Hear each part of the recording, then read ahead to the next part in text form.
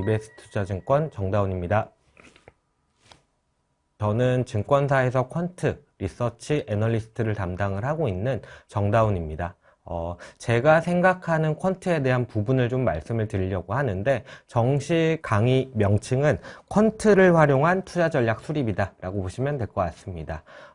저는 현업에서 그래도 10년 이상 업무를 진행을 해왔습니다. 그러다 보니까 저만의 색깔이 있을 거고 일반적으로 다른 색깔을 가지신 분들도 있으실 거예요. 그러다 보니까 제 성향적인 부분을 먼저 말씀을 드리면, 저는 책에도 써놓기는 했습니다만 매크로 데이터와 정량적인 부분, 바텀업 데이터들을 아우르는 방식으로 리서치를 진행을 하고 있습니다.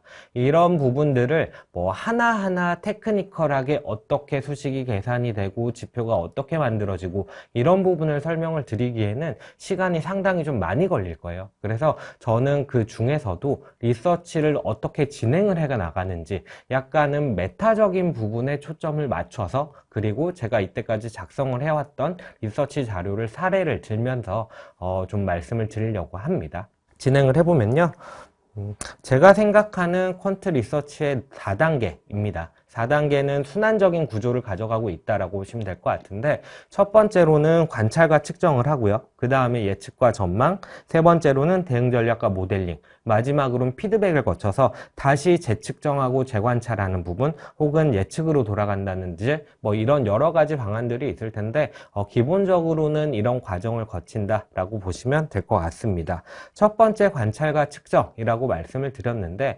관찰과 측정이라는 것은 시장이 어떤 상태인지를 살펴보는 거예요. 시장이 어떻다, 시황을 많이들 참고하시잖아요. 그 부분을 정성적으로 어제는 연준이 금리 인상에 대해서 완화적인 발언을 했기 때문에 시장이 올랐습니다. 이런 것들을 정확하게 수치화시킴으로써 다소 객관화할 수 있는 부분이 있기 때문에 저희 같은 퀀트들이 이런 부분들에 조금은 더 강점이 있다라고 보시면 될 것 같아요. 관찰과 측정에서 중요한 부분들은 좀 4가지 정도라고 말씀을 드리고 있는데, 하나는 다양한 데이터를 보는 부분, 그리고 두 번째로는 데이터에 대한 이해를 해야 되는 부분, 세 번째로는 기본 데이터뿐만 아니라 새로운 지표들을 탐색을 하고 개발해 나가야 되는 세 번째 부분이 있고요.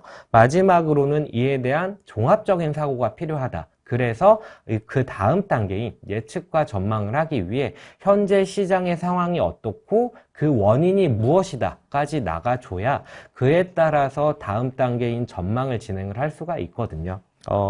제가 여기서 강조드렸던 4가지 중에서 다양한 데이터라고 말씀을 드렸던 부분은 시장이 한 가지 데이터만 가지고 설명이 되지 않습니다. 뭐 밸류에이션 같은 경우에는 상당히 싸져 있는 상태고 메리트가 높아져 있는데, 사실 이 부분은 이익에 대한 부분이 안 좋기 때문에 주가가 먼저 빠진 것이다 라든지, 혹은 반대의 성격도 좀 가능하겠죠. 그런 부분들을 종합적으로 설명을 가져갈 수 있어야 한다라고 좀 보시면 될 것 같아요.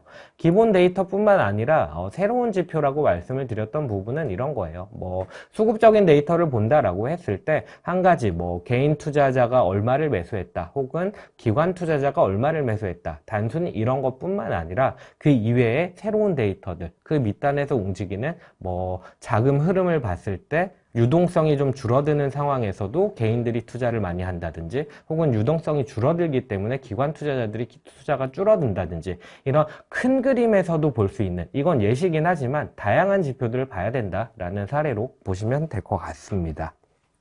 다음으로 넘어가세요.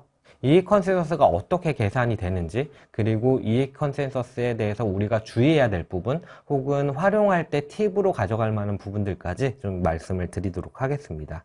제가 차트를 가져온 부분이 있는데, 삼성전자에 대해서 2021년 12월 말 기준으로 봤을 때 추정치가 어떻게 형성이 되어 있고 컨센서스가 어떻게 계산이 되느냐라는 부분입니다. 이 수치는 이익 컨센서스, 21년도에 대한 삼성전자 영업이익 컨센서스라고 보시면 되는데요.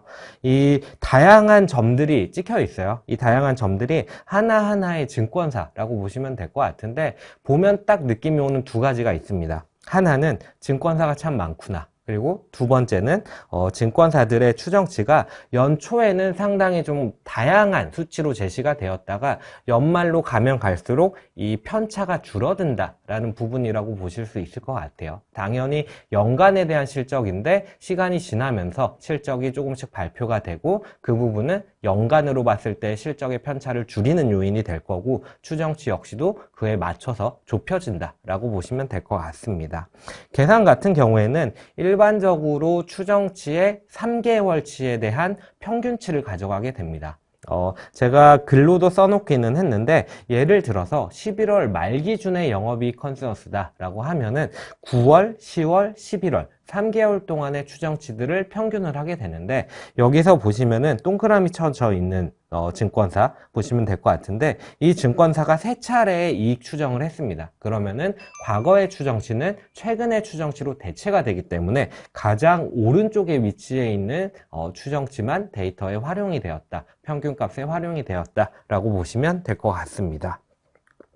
컨센서스가 이렇게 계산이 된다라고 말씀을 드렸는데 보다 더 친숙한 컨센서스 데이터가 있으실 거예요. 12개월 예상 영업이익 혹은 순이익 데이터일 텐데 12개월 예상이라는 컨센서스, 그러니까 추정 항목은 없어요. 그렇기 때문에 기존의 증권사들의 이익 컨센서스를 가지고 조정을 함으로써 이 데이터를 만들거든요. 근데 12개월이라는 기간이 없기 때문에 연간 이익 컨센서스를 월할하여 계산을 하게 됩니다. 그 말은 결국 지금 23년도 1월 말이라고 가정을 해봤을 때 23년도 2월부터 12월까지 11개월 데이터가 들어가는 거고요.